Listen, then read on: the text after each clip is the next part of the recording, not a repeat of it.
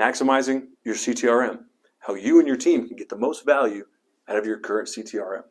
A few years ago, we did a series, a 5-part series on just that, how to get the most value out of your CTRM. Today, we're going to be going through an update to that series on the 3 tips for each of the 5 stages in the CTRM journey, because a lot has changed. With the coronavirus, with work from home, new U.S. president, extremely volatile markets, and the war. Hope you enjoy. Hi, I'm August Alugda, and I'm a partner here at Veritas. So in this session, we want to talk about what's going on in the planning phase. So planning phase is step 2 of the CTRM journey. We've completed the assessment. We know why we're doing the project and what we're trying to solve. What we're doing in the planning phase is coming up with a roadmap to help us to get from where we are today to the overall objectives of the project. So 3 quick tips to keep in mind as you work through this. Number 1, the first tip is to break down and organize the project objectives. And what we mean by that is we might have listed 5 objectives in the plan assessment phase, but we might want to break those down into maybe the technical, the functional, if we haven't already, or we might want to break them out by front, mid, and back office, whatever the right breakdown might be. And we might want to prioritize, is security, which is hot topic, is that the number 1 driver? Is it efficiency? Is it cost savings? Is it performance? We just want to make sure we do this because we need to, as we begin to make decisions, we need to know what criteria by which we're making them. Second, we need to think about sequence of dependencies, amongst these objectives. So good accounting reports only happen if we have good data coming in and good mid-office results coming out as well.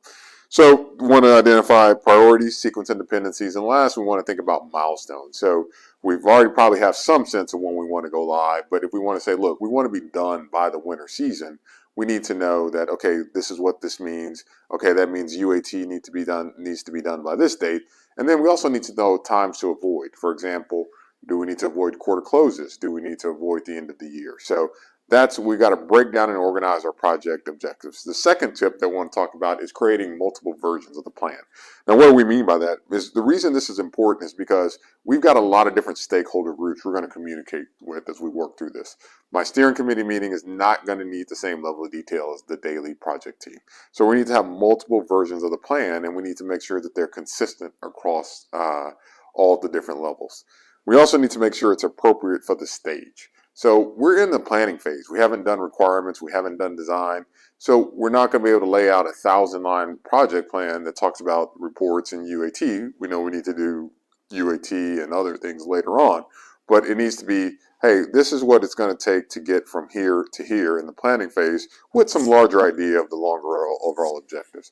And like I said, we also want to make sure as we've got multiple versions of the plan that they're consistent. And then that way that's going to allow everyone to have the same information with the appropriate level of detail. The third tip to keep in mind is, as we work through this, is establishing governance. So what we mean by this is, does everybody understand their roles and responsibilities? Do they understand what decisions that they need to make? And do they know how their own individuals and responsibilities, and then also if they're part of a larger group, how they fit into that function? So if they're part of the steering committee member, who's the sponsor of the steering committee? How does the steering committee make decisions?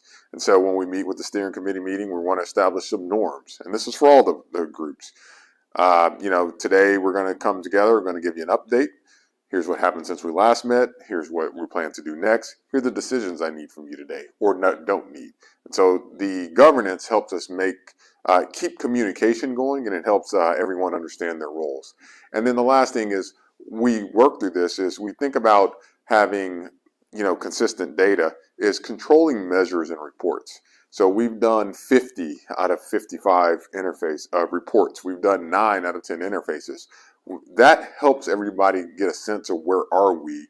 And so we use KPIs a lot to help our governance function execute properly. So hope these tips are helpful, and thank you for listening.